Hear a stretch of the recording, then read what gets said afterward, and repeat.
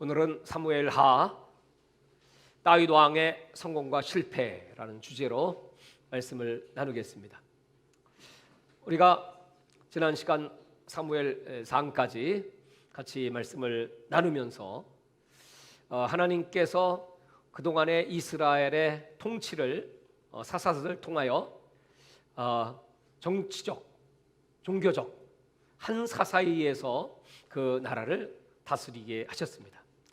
그러나 이제 왕정 시대가 열리면서부터는 이 왕의 할 일이 있고 사사들의 할 일이 있고 이렇게 나누어지기 시작합니다.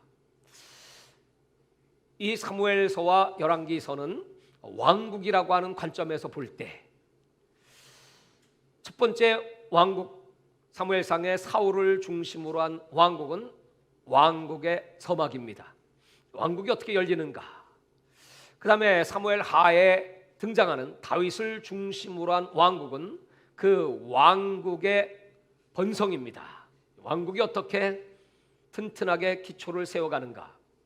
그리고 그 다음 책 열왕기상에 등장하는 솔로몬을 중심으로 한 그 왕국이 어떻게 분열이 되는가? 그리고 마지막 열왕기하는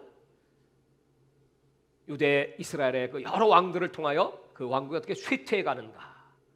이 왕국의 변천사를 볼 수가 있습니다. 그러니까 하나님께서는 사무엘 상하와 열왕기 상하를 통하여 왕국을 보여주길 원하시는 것이죠. 우리들에게는 하나님의 왕국과 인간의 왕국이 어떻게 다른가? 그 과정을 통해서 우리가 영원히 추구해야 될 왕국, 우리는 하나님의 나라가 이 땅에 이루어지기를 원합니다.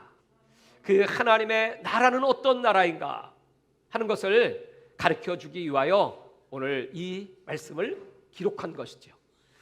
가장 중요한 핵심, 그 핵심은 다윗의 어떤 용맹 또는 다윗의 어떤 인자함, 다윗의 정치력, 그것들은 전부 부수적인 것들이고 이 말씀을 통하여 하나님의 그 인자하심, 하나님의 영원하신 계획, 그리고 하나님께서 어떻게 하나님의 나라를 이 땅에 세워가시는가 하는 것을 볼 수 있어야 한다는 것이죠.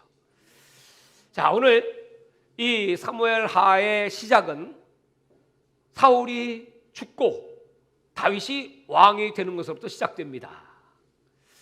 사울 왕은 참으로 하나님이 기름을 부었던 첫 번째 아주 영광스러운 왕이었음에도 불구하고 하나님께 버림을 받습니다.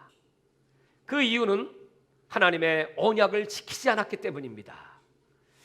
사울 왕은 그렇게 좋은 자리에서 얼마든지 하나님을 기쁘시게 할 수 있었음에도 불구하고 조급함으로 말미암아 또 자기의 그 왕권이 자기의 힘으로 지켜는 줄 알고 하나님께서 새롭게 세우신 그 다윗을 시기하고 그 다윗을 죽이고자 했던 그런 악함 때문에 결국 버림을 받습니다. 인간적인 수단과 방법으로 하나님의 그 은혜를 받고자 했지만 하나님의 언약을 떠난 백성 하나님은 사용하실 수가 없습니다.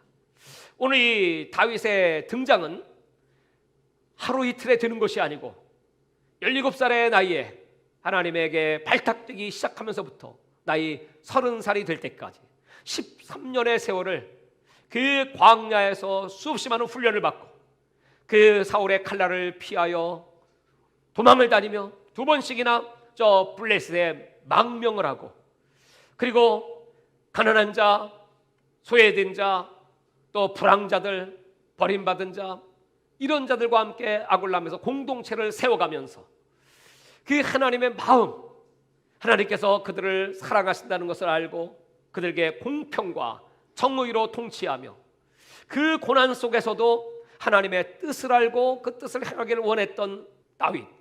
그래서 하나님은 그 다윗을 선택한 이유를 사무엘상 13장 14절에 이렇게 기록합니다. 그 다윗은 내 마음에 합당한 자였다. 여러분, 하나님 마음에 합당했다. 무엇 때문에 그랬을까요? 그는 하나님을 경외하는 줄 알았죠. 하나님을 사랑했고 또 그 하나님 말씀대로 살기를 원했고 또 저 밑에 백성들, 어려운 백성들, 그런 백성들을 보살필 줄 알았고 그런 하나님의 마음과 하나가 됐습니다. 성경에는 왕들에게 하나님께서 엄한 규례를 주셨죠. 왕들은 세 가지를 조심해야 된다. 첫 번째, 여자들을 많이 두지 마라. 두 번째, 말들을 많이 두지 마라. 전쟁을 자꾸 하려고 하지 마라. 백성들이 고통을 받는다. 세 번째, 은금을 많이 취하지 마라. 재산 축적하지 마라. 그리고 하나님 말씀을 항상 곁에 두고 그 말씀을 주야로 암송하고 그 말씀의 규례를 따라서 이 백성들을 통치하라. 왜냐하면 이스라엘이라는 나라는 하나님이 통치하시는 나라, 저 이방 나라들이 왕을 세워서 그들이 견고하게 시스템을 구축하고 그리고 이스라엘을 계속해서 공격하니까 어찌할 수 없어서 왕을 세워주긴 하지만은 여전히 왕은 하나님이시고 그 왕을 중심으로 그 왕은 위로 하나님을 경외하고 밑으로 하나님 백성들을 사랑하는 자가 하나님의 왕국으로 견고하게 설 수 있다. 강조하고 강조하고 강조하셨습니다. 다윗은 그 훈련을 아주 철저하게 받죠. 그리고 드디어 그가 왕으로 추대가 돼서 그 한 지파 유대의 왕이 되지만 그는 헤브론을 떠나지 않고 자그마치 7년 6개월이라는 세월, 이미 사울은 죽었고 그 사울의 왕국은 기울었음에도 불구하고 얼마든지 공격을 해서 그 왕권을 탈취하고 통일왕국을 세울 수 있었음에도 불구하고 이 다윗은 때를 기다리는 하나님의 지혜가 있었습니다. 동족끼리 싸우지 않고 피 흘리지 않고 어떻게 해서든지 하나님의 나라를 이 땅에 세우고 싶은, 하나님의 나라는 이 땅에 세워지는 것이 중요하지만 그 과정 또한 중요하다. 하나님이 나를 왕으로 세우셨다면 이 왕국도 하나님의 방법으로 하나님께서 세우실 것이다. 늘 기다릴 줄 알고 늘 하나님께 기도했던 다윗이었습니다. 그가 블레셋으로 망명을 할 때 다윗은 하나님께 기도하지 않았습니다. 그때는 인간의 생각으로 내가 살기 위해서 피할 길은 저 블레셋에게 찾아갈 수밖에 없다고 생각을 했습니다. 그 결과로 말미암아 다윗은 얼마나 많은 수치와 부끄러움을 당하게 되고 미친 척도 해야 되고, 그리고 더 그에게 위기 중에 위기는 자기 동족 이스라엘과 다윗이 그 블레셋의 앞잡이가 되어가지고 싸움을 해야 되는, 동족을 죽일 수밖에 없었던 그런 위기 가운데 빠지기도 했습니다. 하나님의 도우심으로 그가 돌아온 후 그는 철저하게 깨닫고 이제부터 나는 하나님께 아뢰고 항상 하나님께 먼저 엽죽고 모든 일을 시작하겠다. 그리고 하나님의 때를 기다렸던 것이 바로 다윗이었습니다. 이 사무엘 하는 두 구조인데 1장부터 10장까지는 그 다윗의 성공, 승리, 승승장구의 역사, 그리고 이제 11장부터 마지막 24장까지는 다윗의 실패입니다. 아주 심플하게 이 두 구조를 통해서 우리 인생의 영광과 굴욕, 우리 인생의 성공과 실패, 어떻게 하면 성공하고 어떻게 하면 실패하는가를 아주 간단하게 우리에게 묘사. 오늘 이 사무엘 하를 여러분 쭉 읽어보신 분들은 마음속에 여러 가지 그 감정이 교차하실 겁니다. 아니 어떻게 이 다윗까지 사랑하는 그 종에게 이런 무서운 혹독한 환난 재앙을 붙이실까, 이런 생각들을 하시게 될 것입니다. 하나님께서는 다윗을 통해 무슨 말씀을 하고 싶으셨을까?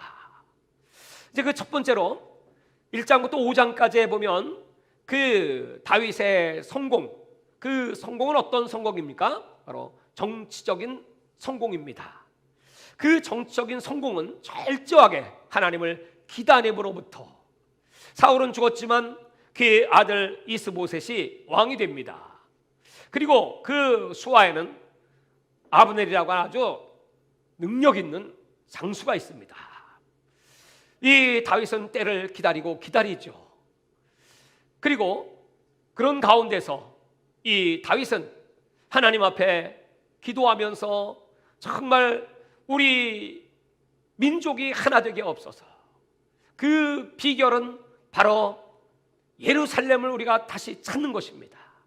그래야만 남왕과 북왕국이 그 가운데 요충지인 예루살렘을 수도로 해서 함께 공존할 수 있고, 또 그 전략적 요충지를 차지함으로 말미암아 장차 가나안 전역을 평정할 수 있는, 그래서 그 예루살렘 공격을 준비합니다.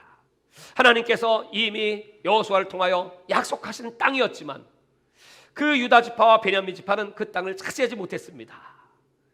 이 다윗은 기다리고 기다리다가 드디어 때가 되니까 그 이스라엘 왕국의 왕이 부하에게 살해를 당합니다.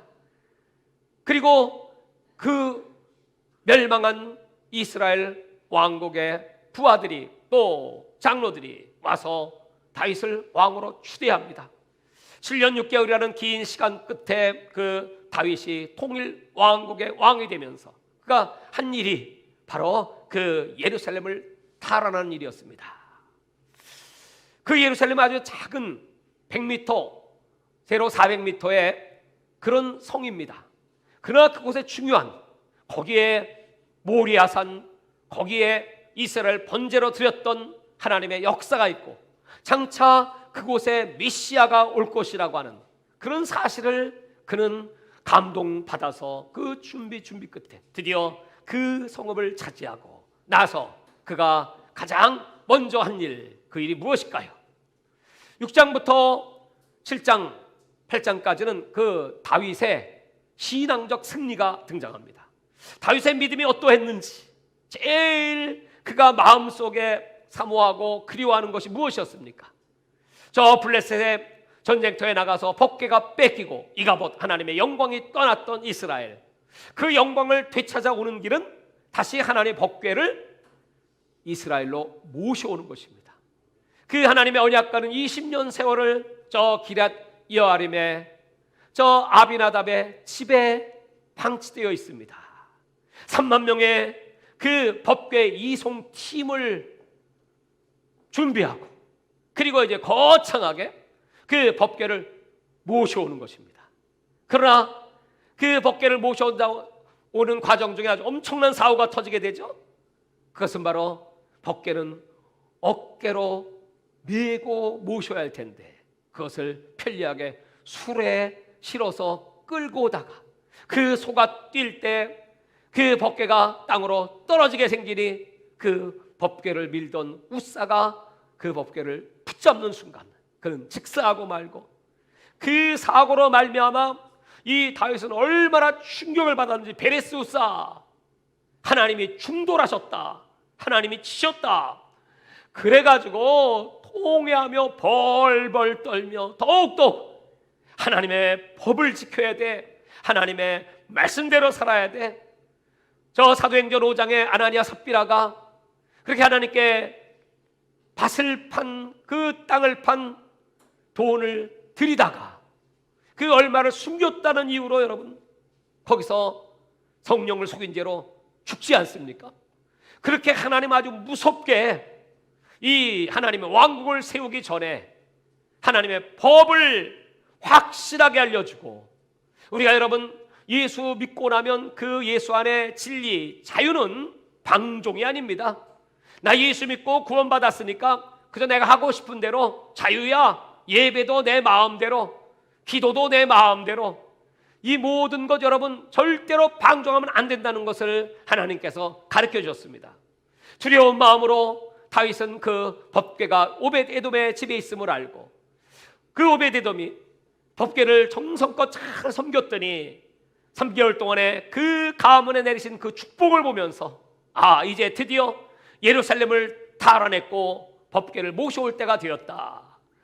그래서 그 법궤가 예루살렘으로 들어올 때 얼마나 기뻤는지 춤을 추며 노래하며 감사하며 그 에봇이 흘러내리는 것도 개의치 않고, 그때 그 광경을 그 안에 미갈이 창문 사이로 바라보면서 마음속으로 다윗을 비웃지 않습니까?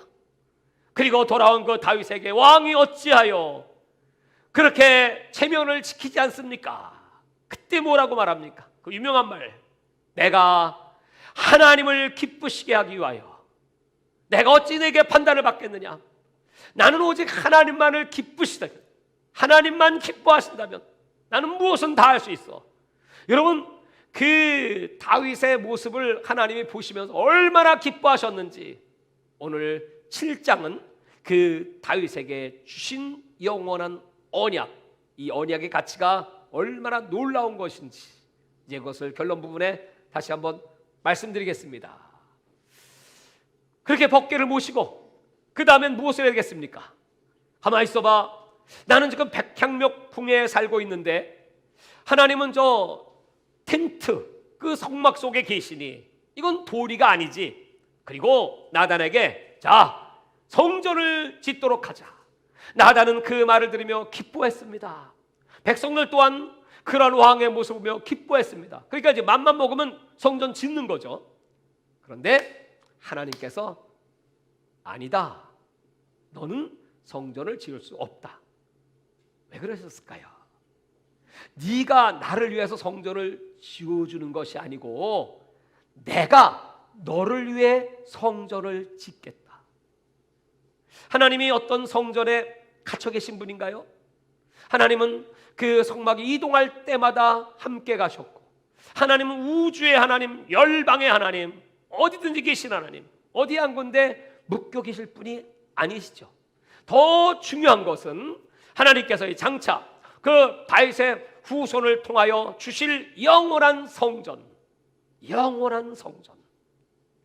여러분, 그것을 위하여 하나님이 허락하지 않습니다. 물론 눈에 보이는 성전이 필요합니다. 그건 네 아들이 해도 돼. 여러분, 우리는 이 땅에서 성전을 크게 아주 멋지게 수백억을 들여서 웅장한 성전을 지으면 하나님께 영광이다, 이렇게 생각하지요. 그러나 하나님이 그 성전 크게 짓고 화려하게 지었다고 영광 받으실까요? 이것은 마치 이와 같습니다. 개미들이 말이에요, 자, 우리 사람들을 보면서 오 위대한 인간이시오, 내가 위대한 당신을 위하여 성전을 지어드리겠습니다. 당신이 살 멋진 집을 한 채 지어드리겠습니다. 여러분, 아니 개미가 사람 살 집을 지을 수 있어요? 인간은 마치 그렇게 하나님의 성전이라고, 인간이 볼 땐 크고 인간이 볼 때는 화려하고 위대해 보일지 모르지만 그것은 개미들이 지은 집과 마찬가지입니다. 근데 인간들은 그렇게 성전을 지어놓고 만족하고 거기 하나님이 계시다고 생각을 하고, 그리고 자고하고 이만하면 하나님께 영광을 돌렸으니 하나님도 우리에게 복을 주셔야 되지 않겠습니까? 그리고 하나님을 호령하는 그러한 모습들이 보이지 않습니까? 그리고 사람들에게 자랑하고, 아마 하나님은 그런 걸 굉장히 싫어하셨던 것 같아요. 그래서 솔로몬에게는 그런 눈에 보이는 성전이 필요하기에 허락을 하셨지만 다윗에게는 허락하지 않습니다. 그것보다 더 중요한 것, 영원한 성전, 그 성전을 하나님이 약속하시는 것이 바로 오늘 사무엘하 7장의 언약입니다. 우리 이사야 55장을 아까 읽었습니다. 그 이사야 55장은 하나님께서 다윗과 세운 확실한 언약, 확실한 은혜. 오늘 여러분, 하나님이 오늘 저와 여러분에게 확실하게 주시는 이 언약의 말씀을 꽉 붙잡으시고 영원한 하나님의 사랑과 축복을 누리시기를 바랍니다. 이 신앙적 승리는 그 다음에 무엇로 나타나죠? 9장과 10장으로 넘어가면 다윗의 군사적 승리. 그 다음부터는 여러분, 전쟁을 가는 곳곳마다 백전백승. 그 주변의 나라 모압도, 암몬도, 또 거기에 아람, 또 시리아, 그 주변의 그 모든 나라들, 늘 괴롭히는 블레셋까지. 다윗은 항상 하나님께 여쭙죠. 하나님, 이 블레셋이 다윗이 왕이 됐다고 하니까 다윗 우리 앞에서 미친놈에는 그놈 아니야? 야, 더 이상 크지 못하도록 아주 싹스를 잘라야 되겠다. 군사를 일으켜갖고 공격을 해오고, 그때 하나님께 여쭙죠. 하나님 올라가리까? 그때마다 하나님은 다윗에게 말씀해요. 내가 네 손에 붙였노라. 그래서 전쟁터에 나가면 여지없이, 여러분 저는 이 사무엘 사하 8장을 보면서 거기에 이런 구절이 기록되어 있죠. 제가 제일 좋아하는 구절 중에 하나입니다. 다윗이 어디로 가든지 이기게 하시더라. 어디로 가든지. 여러분, 우리가 늘 하나님께 기도하고 하나님의 허락을 받고 예수 안에 거하면 어디로 가든지 이기더라. 다 같이 어디로 가든지 이기더라. 여러분, 하나님 앞에 이렇게 크게 한번 고백을 해보세요. 마음으로 믿고 입으로 시인하면 구원을 받는 것처럼 내 믿은 대로 내 시인대로 될지어다. 이 기도는 어디로 가든지 이긴다. 시작. 아니, 자기 이름을 대야지 왜 내 이름을 대요? 자기 이름을 대면서 다시 한번 시작. 이 기도는 어디를 가든지 이긴다. 왜요? 하나님이 함께 하시니까. 이 다윗의 왕군 승승장구입니다. 주변 나라에다 조공을 바칩니다. 다윗은 탕평책을 썼습니다. 많은 인재들을 등용합니다. 유다 지파뿐 아니라 모든 지파, 거기다가 이스라엘 사람뿐만이 아니고 이방인들까지 유능한 인재들을 다 발탁해서 요소요소에 배치합니다. 그게 정치적으로 안정이 되고, 이제 영적으로 신앙적으로 하나님의 언약궤를 모셔왔고, 그리고 48개 성읍에 퍼져 있던 그 이스라엘의 레위 지파들을 다 소집을 하죠. 예루살렘으로 모여라. 그리고 그들에게 그 성전의 임무를 부여해 줍니다. 레위인들은 자기 본연의 사명을 따라서 그 성소에 불을 밝히고 늘 예배하고 제사를 드리고 찬양이 끊임없이 올라가고, 또 각계각층의 인재들은 다 맡은 자리에서 충성하고, 또 그 용맹스러운 요압을 비롯한 장수들은 전쟁터에 나가 싸우니 백전백승. 여러분, 얼마나 멋진 나라. 정말 이런 나라 우리가 소망하고 기다리고, 이런 왕을 이 땅에 세워주시기 바랍니다. 우리의 기도지요. 모든 사람은 다 다윗을 사랑했습니다. 사울의 아들이었던 요나단, 딸이었던 미갈, 그리고 그의 부하들 뿐만 아니라 모든 백성들. 이 다윗은 그 마음이 아주 참 정직한 사람이에요. 또 순수했던 사람이에요. 깨끗해요. 그래서 사울이 죽었을 때 눈물을 흘립니다. 그 아말렉 소년이 그 사울이 전쟁터에서 죽어갈 때 내가 너무 고통스러우니 이 칼을 빼 나를 죽여다오 할 때 이 아말렉 소년이 그저 별 생각 없이 그 사울을 찔러 죽이지요.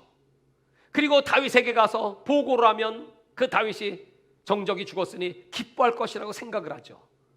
그러나 그 보고를 받고 내가 어찌 하나님의 기름 부은 자를 해야 했느냐, 그를 오히려 죽여버립니다.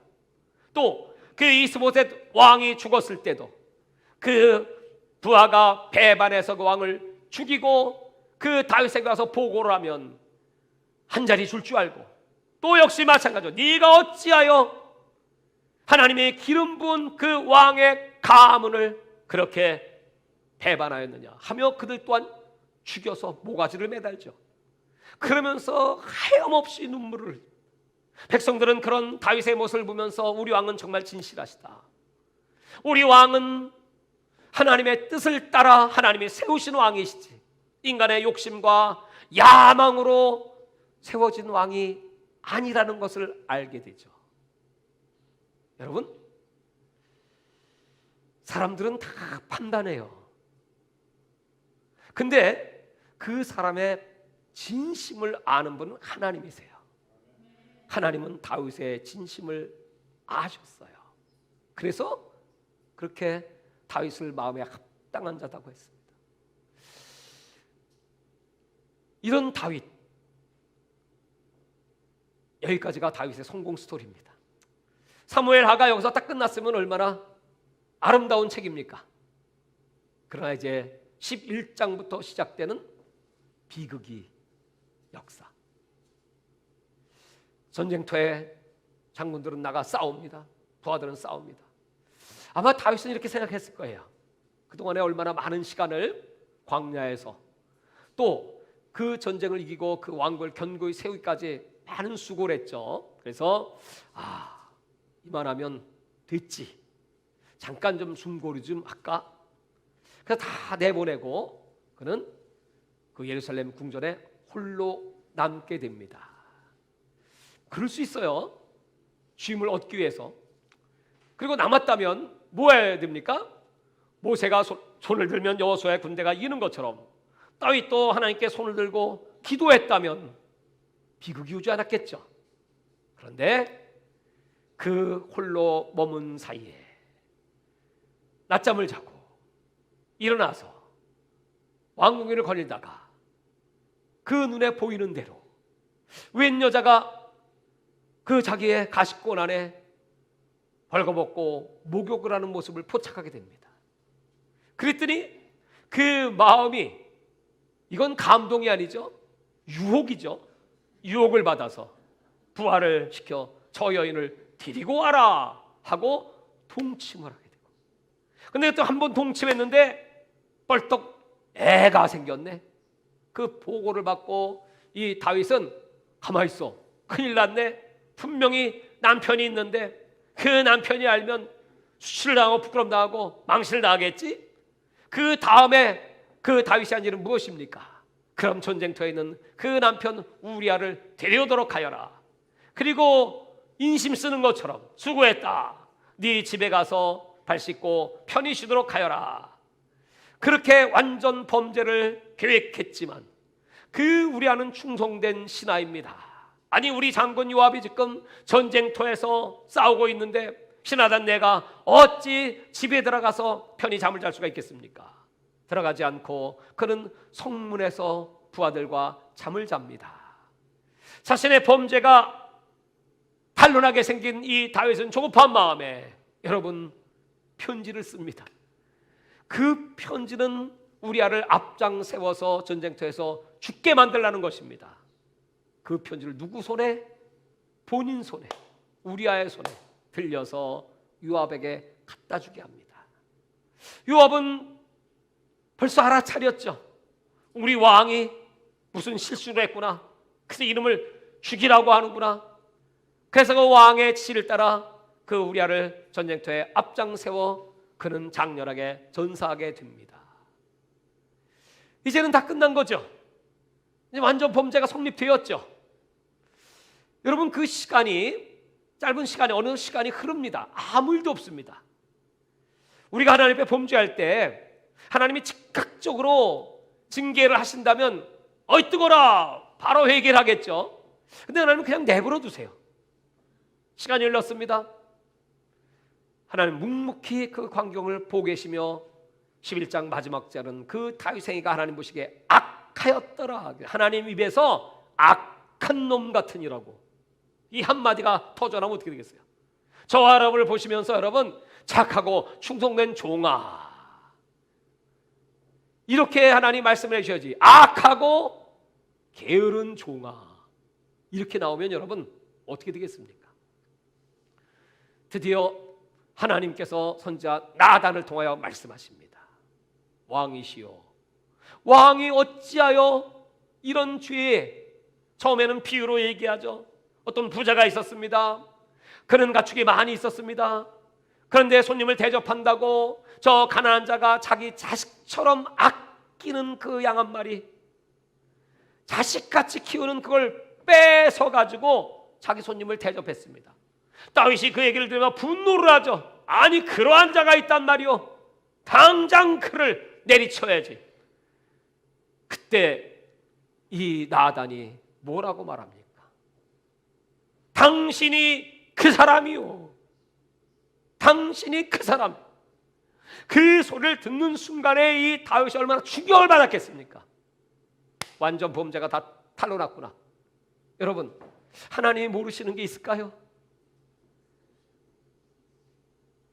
하나님은 다 아세요. 나단은 예언을 합니다.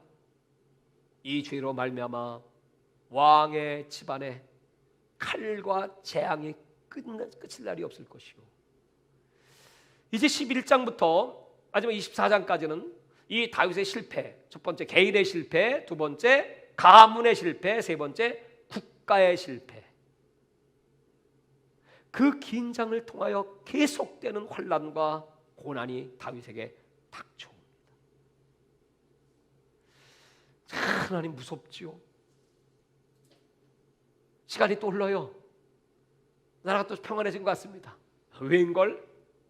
그 잘못 뿌려진 씨는 반드시 혹독한 대가를 지불하게 되는데, 그것이 바로 자기 자식들 가운데 암논이라는 아들이 있습니다. 또 배가 다른 이복, 누이, 다말이 있습니다. 그 오라비가 그 여동생을 사모하고 얼마나 마음속으로 연모했는지, 어떻게 하면 그 동생을 내가 취할까, 거짓으로 병난 척하고 자기 아버지 다윗에게 말해서 와서 나를 좀 간호 좀 하게 해주세요. 그러니까 이 뭣도 모르고 와서 맛있는 음식을 만들어서 그 오라버니 암논에게 대접을 하고자 했던 그 다말을 강제로 성추행을 하고 자기 욕심을 채우고, 그러고 났다면 책임을 져야 되잖아요. 그러고 난 다음에 사람이 싹 변해가지고 그냥 내쳐버리는 거예요. 그 방송 대곡을 하며 울고 불고 그 고통을 소환이 그 친오라버니 압살롬이 가만히 있겠습니까?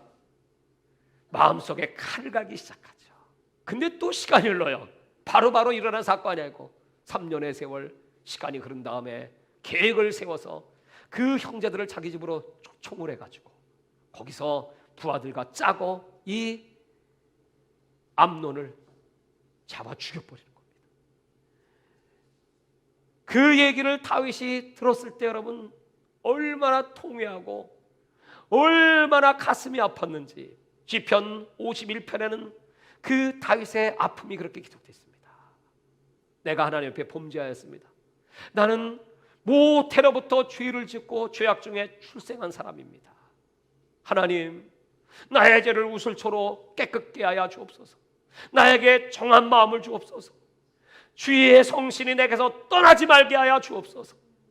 이 연약한 자신의 모습, 시편 32편에는 죄와 허물의 가림을 받는 자가 복이 있도다. 내가 왕인데 왕이라 내가 하고 싶은 거 다 하는 게 복이 아니고, 최고의 복은 제발 죄 용서받고 그 죄의 가리움을 받는 자가 복인 것을 고백합니다. 사랑하는 여러분, 처절한 그 다윗의 회개를 하나님은 받으셨지만, 하나님은 그래서 다윗의 멸망을 선포하지는 않으십니다. 그러나 네가 범한 그 죄에 잘못 부린 씨는 내가 거두어 드려야 돼. 결국 그 다음에 그 밧세바와 동침을 해서 낳은 아들, 그 첫째 아들은 죽고 둘째 아들 솔로몬이 탄생하죠. 뿐만 아니고 그 다음부터 이 압살롬은 자기 아버지를 배반하게 되고 모반을 일으켜서 그가 다시 돌아와서 그 성문 앞에서 왕 자리를 찬탈하기 위해서 그 백성들에게 재판을 해주면서 마음을 다 훔쳤다, 도둑질했다. 도둑질. 그런 결과로 말미암아 나중에 군사를 일으켜서 백성들은 압살롬을 따르기 시작하니 이미 전세가 기울어진 것을 깨닫고 이 다윗과 그 신하들은 예루살렘 성을 도피하여 광야 피난길에 오르게 됩니다. 16장에 보면 그 도망가는 도중에 그 사울의 부하였던 시므이가 돌을 던지며 가거라 비루한 자 피를 흘린 자요, 그 조롱을 하며 돌을 던지지 않습니까? 부하들이 당장 그 목을 잘라버리려니까 내버려 두어라. 하나님이 저 입술을 의탁하사 나를 회개를 시키고 있지 않느냐. 그렇게 처절하게 회개했던 다윗. 그러나 그 다윗이 오는 것은 끝나지 않습니다. 그 아들이 백주의 자기의 후궁들을 데려다가 백성들이 다 보는 앞에서 그들을 겁탈하는 그런 장면, 그 예언대로 다 이루어지는 것을 보지 않습니까? 결국 요압에 의해서 압살롬은 제거되지만 그로 인해서 이 다윗은 눈물을 흘리며 탄식을 하며 하나님의 징계는 계속됩니다. 기근이 그 땅에 오고 또 반란이 일어나고 세라라고 하는 사람이 반란이 또 일어나고 왕권은 실추되고 나중에 예루살렘으로 돌아왔지만은 그 고난의 흔적, 죄악의 징벌의 흔적은 도처에 있습니다. 나중에는 요압도 그 왕을 우습게 알아요. 왕의 권위는 다 떨어지고. 여러분, 그랬다면 이제 정신 바짝 차려야 되잖아요. 그러나 마지막 말년에 또 한 번의 실수가 터지죠. 우리가 이 죄는 말이죠, 외부로부터 오는 적, 그런 적들은 어떻게 싸워 이길 수 있어요. 근데 진짜 무서운 적은 내면의 적이죠. 오늘 이 다윗을 이렇게 하나님 무섭게 징책하신 이유를 분석하면 이와 같습니다. 처음에 죄가 뭐냐면 눈의 범죄예요. 안목의 정욕. 일어나서 사방을 둘러보다가 한 여인이 모욕하는 게 포착이 됐어. 봤다. 봤으면 어떻게 해야 되죠? 내가 못 볼 걸 봤네. 그리고 빨리 회개하고 주여 예수의 피로 닦아주세요, 이러면 되죠. 근데 본 다음에 어떻게 돼요? 탐심. 그 탐심은 취하게 됩니다. 행동으로 옮기게 되죠. 행동으로 옮기고 나니까 그 다음에 어떻게 되죠? 죽음이 오는 거예요. 이것은 에덴 동산의 아담과 하와의 범죄와 똑같습니다. 하나님이 분명히 선악과를 먹으면 정령 죽으리라. 근데 그 동산 중앙의 선악과는 딱 보면 어떤 선악과였습니까? 보암직.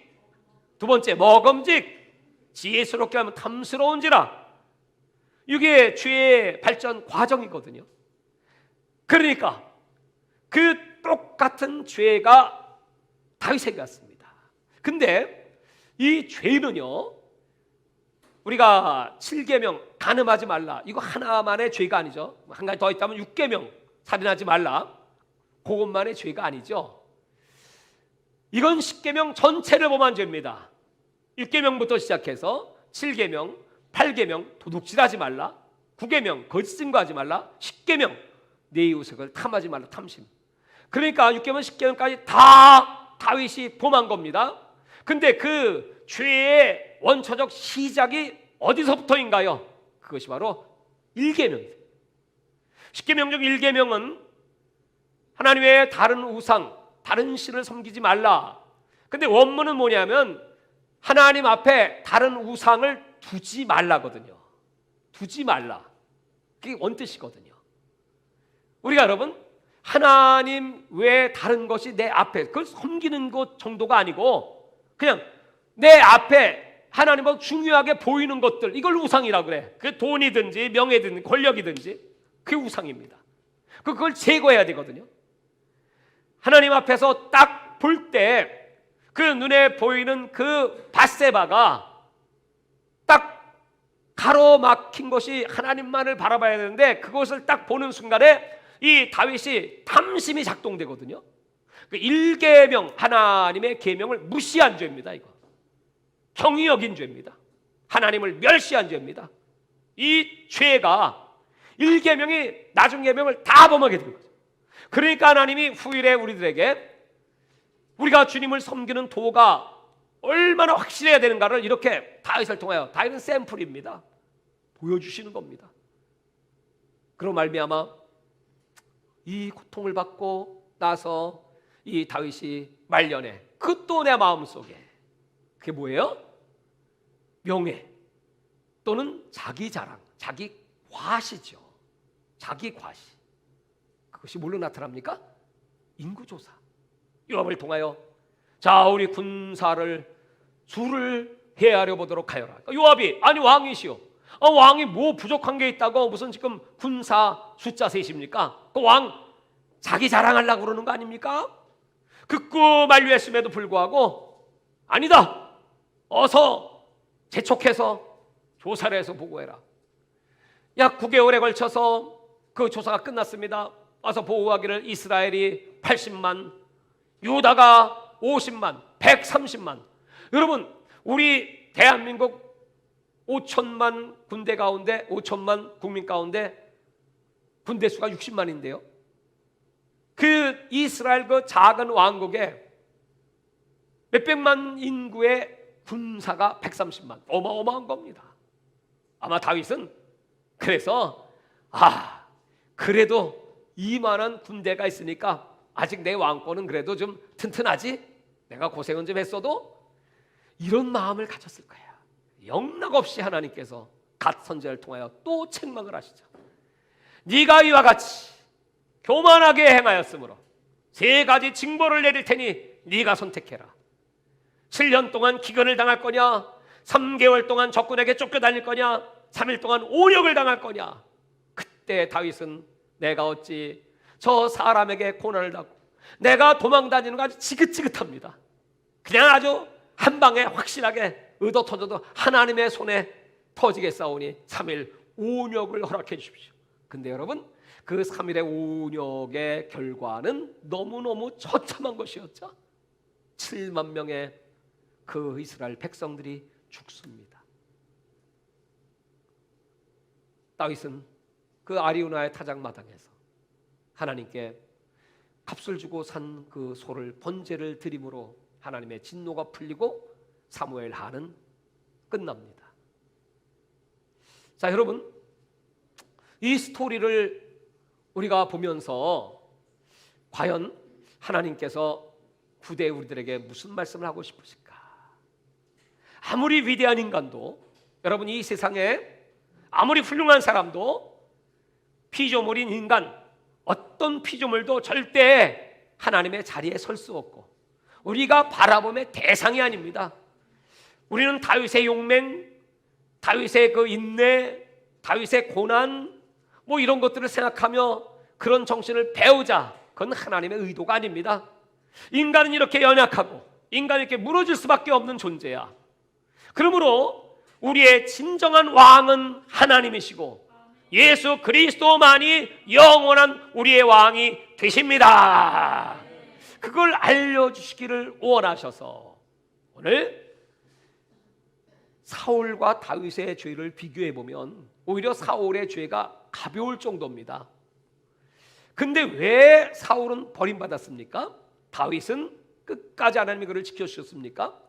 이스라엘 왕국 가운데 여러분 북이스라엘 왕국에 20명의 왕이 있어요. 거기는 9개 왕조를 통해서 20명의 왕이 통치합니다. 그런데 이 남유대 다윗의 왕국은 딱 하나 다윗의 왕조입니다. 그리고 20명의 왕이 통치합니다. 왜 그렇게 은혜를 베푸셨을까요? 멸망은 하지만 그래도 북이스라엘보다 남유대는 더 오랜 시간 존속합니다. 더 놀라운 것은 마태복음 1장에 그 다윗의 후손으로 메시아가 오십니다. 그 이유가 무엇입니까? 그것이 바로 하나님께서 다윗과 맺은 언약 때문에 그렇습니다. 이게 중요한 겁니다. 오늘 말씀의 핵심은 언약. 하나님은 인간과 언약을 딱 2명과만 체결하셨습니다. 첫 번째 사람은 아브라함, 믿음의 조상. 하늘의 별처럼 땅의 모래알처럼 네 자손들을 창대케 하려는 약속을 했습니다. 두 번째 다윗과 맺으셨습니다. 이 영원한 언약, 메시아 언약입니다. 나는 너의 하나님이 되고 나는 너의 아버지가 되고 너희는 나의 자녀가 되다. 이 언약을 맺으시고 하나님 그 언약을 지키시기 위하여 그 언약 때문에 다윗을 그렇게 낮추고 시험하시고 고난을 허락하신 겁니다. 여러분, 우리가 믿음 생활하면서 믿음 생활 제대로 하지 않고 또 적당히 죄도 짓고 세상과 짝하고 이렇게 사는 사람에게는 고난이 별로 없는 것 같은데 우리 하나님 열심히 믿고 기도하고 믿음으로 살려고 몸부림을 치는데 끊임없는 고난이 나에게 해속돼.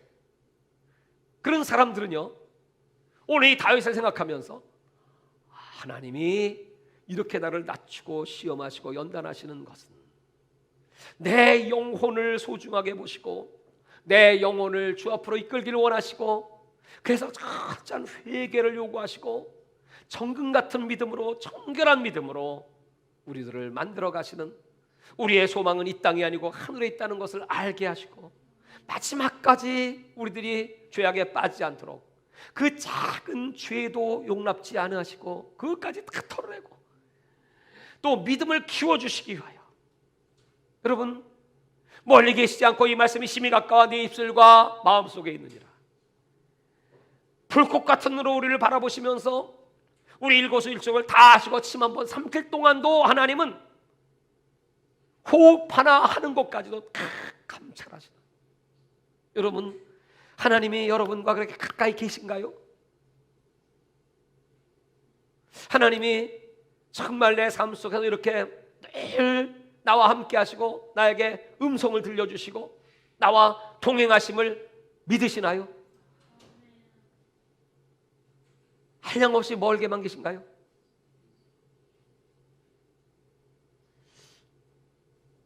제가 요새 이런 생각을 많이 해요. 내가 목사가 된 지가 몇 년인가, 여태까지 하나님이 베푸신 그 놀라운 일들, 또 오늘 여기 이 자리까지 하나님이 하신 일들, 그건 딱 하나였어요.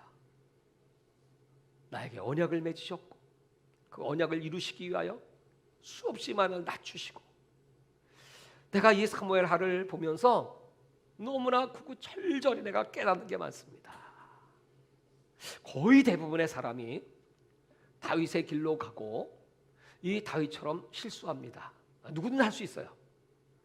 그러나 이 다윗이 마지막까지 붙잡았던 그 하나님의 은혜, 그걸 붙잡지 못한 사람들이 많습니다. 하나님은 일을 하셔야 돼요. 하나님은 누군가를 들어 쓰셔야 돼. 쓰시기 위해서는 그를 높여주셔야 돼요.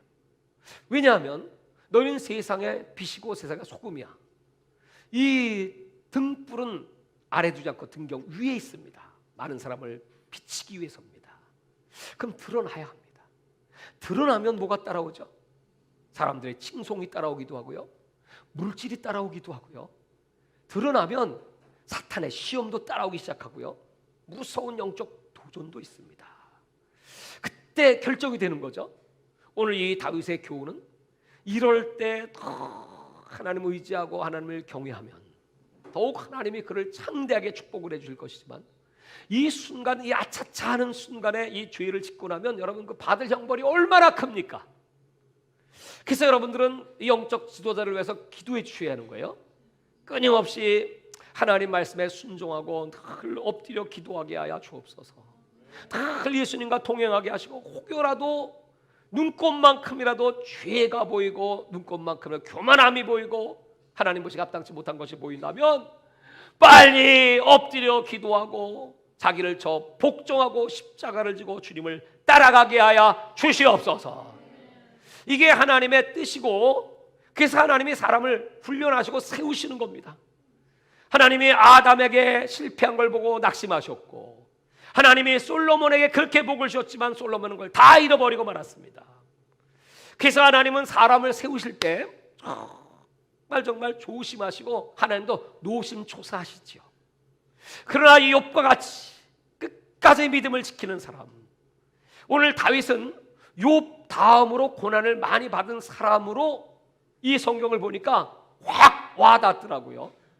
이런 고난 속에서 끝까지 하나님을 의지하고 하나님을 사랑하는 하나님의 사람으로 바로 세워 주시기를 바랍니다. 이 하나님의 나라, 그 성전을 세우시는 일에 오늘 예수님이 이 땅에 오셔서 제일 중요한 목적이 바로 성전을 짓는 것이거든요. 헤롯이 지은 46년 동안 지은 그 성전은 무너져 내리고, 내가 세우는 3일 만에 세우는 성전, 그분이 죽고 부활하심으로 말미암아 그 하나님의 영이 우리 속에 오셔서 영원한 성전, 그 성전을 세우시기 위하여 다윗과 영원한 언약을 맺으셨으니, 저와 여러분이 우리가 해야 될 일, 마지막 때 영혼 구원을 위하여, 전도를 위하여 수없이 많은 영혼들을 내 손을 통하여 성전으로 세워지게 하여 주시옵소서. 지금 인간들이 세운 여러분 돈 많이 들여진 성전들, 서양의, 유럽의 저 어마어마한 성전들이 통통 비고 몰락해가는 그 모습, 진정한 성전, 영혼 하나 건지고 복음을 전하고 하나님의 일을 하는 것, 그것이 얼마나 소중한 것인가. 저는 다시 한번 이 사무엘 하를 통해서 깨달으면서 하나님께 또한 감사하고, 내가 요새 맨날 하는 기도가 뭔지 아세요? 하나님, 다윗의 그 하나님을 경외함은 배우게 하시고 다윗의 그 실수는 범하지 말게 하여 주옵소서. 순간순간 엎드리게 하여 주시고 하나님께 여쭤보게 하시고 하나님 꽉 붙잡고 동행하는 삶 마지막까지. 여러분, 이 성경을 주신 것이 얼마나 감사해요. 오늘 여러분이 이 말씀을 듣는 게 얼마나 감사해요. 감사하면 아멘 해보시기 바랍니다. 할렐루야. 내 영혼을 이렇게 사랑하시는 하나님. 어떤 분들은 목사님 교만해져가지고 잘못되는 거 아니야? 그런 염려하시는 분도 있겠죠? 그럼 여러분 저를 위해서 기도해 주셔야 돼요. 그래도 하나님은 일을 하셔야 돼. 하나님은 믿음의 사람들을 세우길 원하세요. 잠든 영혼들을 깨우길 원하세요. 우린 지금 사순절 고난주간이 준비되고 있습니다. 이 사순절에는 예수님의 부활을 생각하며 그 고난을 묵상하며 하나님께서 일으키실 그 마지막 역사, 부활의 역사, 생명 역사를 기다리는 주간입니다. 지금 우리는 이 고난주간 사순절 기간에 부활절을 준비하는데 연합예배를 드릴 장소가 없습니다. 코로나의 덕분이죠. 그래서 하나님께 구하는데 하나님께서 제 마음속에 나는 성전 안에 갇히는 걸 별로 좋아하지 않는다, 이 말씀을 주시는 거예요. 나는 전 세계 열방 영혼들을 다 성전 삼기를 원하노라. 그러려면 이 영적 전쟁의 승리의 비결은 너희들이 깃발을 높이 드는 것이다. 여러분, 여호와 니시의 깃발, 그 여호와 니시의 깃발이 올라가야 여호수아 군대는 승리할 수 있고 깃발이 내려지면 지는 겁니다. 하나님은 우리 주 예수님 교회를 어디에 세우셨습니까? 니시 프라자에. 우리 교회 이름이 뭡니까? 주 예수 이름 교회. 니시 프라자에서 주 예수의 이름으로 여호와의 깃발을 높이 들고 뭐 해야 됩니까? 기도하라. 기도하라. 그것이 우리를 세우신 하나님의 뜻이야. 우리는 여기서 그동안 15년 세월 훈련받았습니다. 그렇게 이걸 떠나지 않고 훈련받았습니다. 왜요? 이제 여기서 훈련받은 저와 여러분들이 이제는 이 도시를 위하여 기도하고 이 도시가 여호와 니시의 깃발을 들게 할지어다. 그래서 알아보니까 시청에 깃발을 꽂을 수 있는 이 장소가 3,000곳이 더 돼.